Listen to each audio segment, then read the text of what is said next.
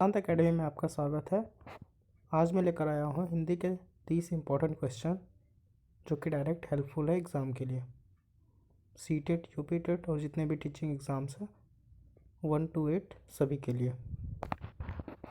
Question number first is पथ युग्म का अर्थ है रास्ता और रोगी का भोजन। Option number A is the correct answer for this question. Next,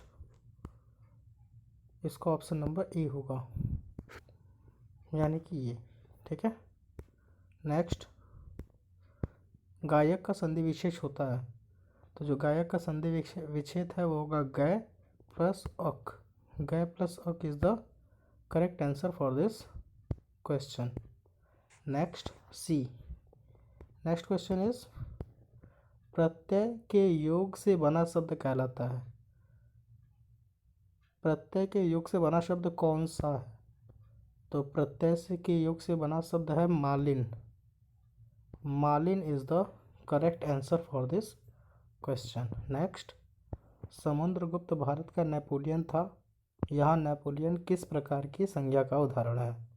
तो वो उदाहरण है भाववाचक संज्ञा का। C is the correct answer for this question. Next, 95, निम्नलिखित में से अशुद्ध शब्द छाटिए। तो अशुद्ध शब्द है आपका आविष्कार। आविष्कार D is the right answer for this question. Next, निम्नलिखित गद्यांश को पढ़कर दिए गए प्रश्न 96 से 105 के उत्तर सबसे उचित विकल्प चुनकर दीजिए। बुद्धिजीवी वह है जो विचारों के माध्यम से सत्य का अन्वेषण करता है।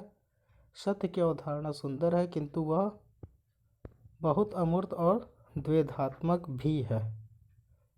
शायद समस्त सार्वभौमिक अवधारणाओं की तरह वह थोड़ा अस्पष्ट होती है।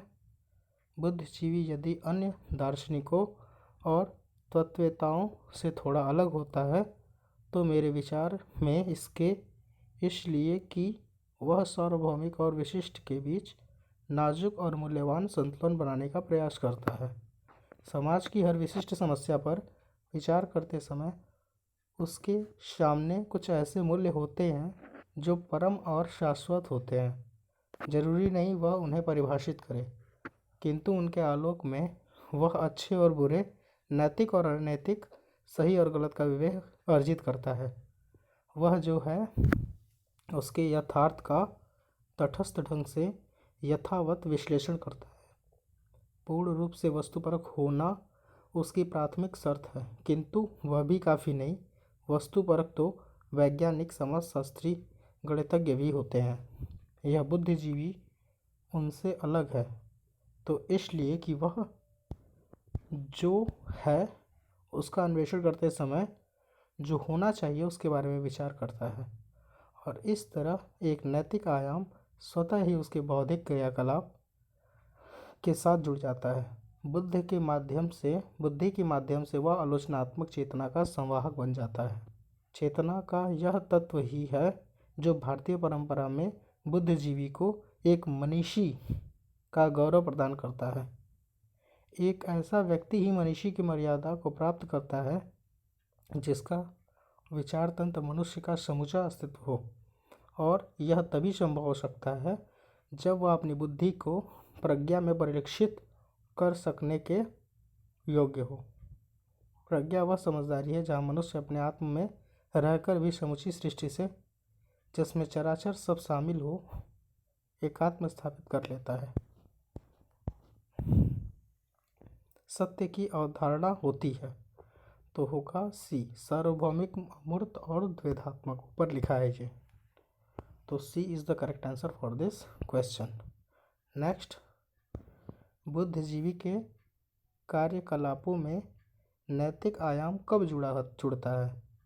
तो वह जुड़ता है जब वह क्या होना चाहिए इसकी परिकल्पना करता है। तो option B is the correct answer for this question. वस्तुपरक ज्ञान होता है वास्तविक तथ्यों पर आधारित ज्ञान। वास्तविक तथ्यों पर आधारित ज्ञान।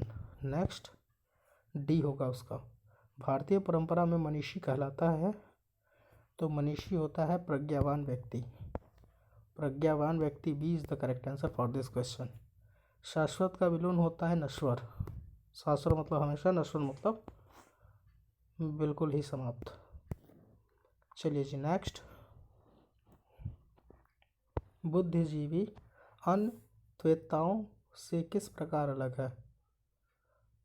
वह वस्तुपरता पर जोर देता है, वह तटस्थता पर जोर देता है, वह शाश्वत मूल्यों पर जोर देता है, वह बौद्धिक होता है। तो वह शाश्वत मूल्यों पे जोर देता है। C is the correct answer for this question. Next question is 102। बुद्धि प्रज्ञा में कब रूपांतरित होती है?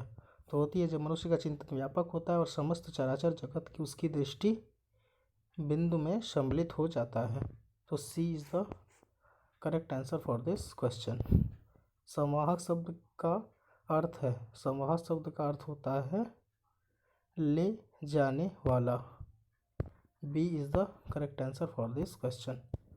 चराचर कहते हैं सजीव और निर्जीव को, सजीव और निर्जीव को। नेक्स्ट। अवतरण के आधार पर प्रज्ञा का पर्याय चुनिए। तो अवतरण के आधार पर प्रज्ञा का पर्याय होता है समझदारी। D is the correct answer for this question. वनवासी शब्द में समास है तत्पुरुष। C is the correct answer for this question. निम्न में से दंत वर्ण है त तथा तथा दंत में आता है। नेक्स्ट सी होगा।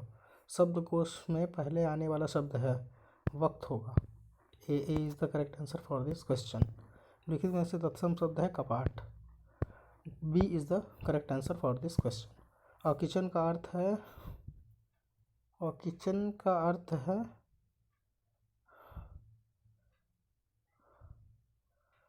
जो कुछ ना करता हो, जिसके पास कुछ ना हो, जो निर्धन हो।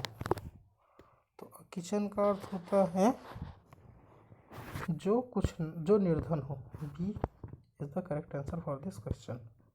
निजत्व संज्ञा शब्द है, निजत्व संज्ञा जो है वो है आपके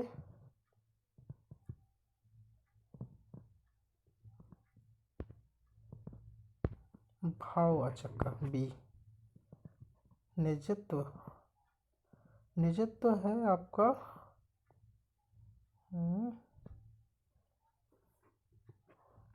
द्रव्यवाचक। सी।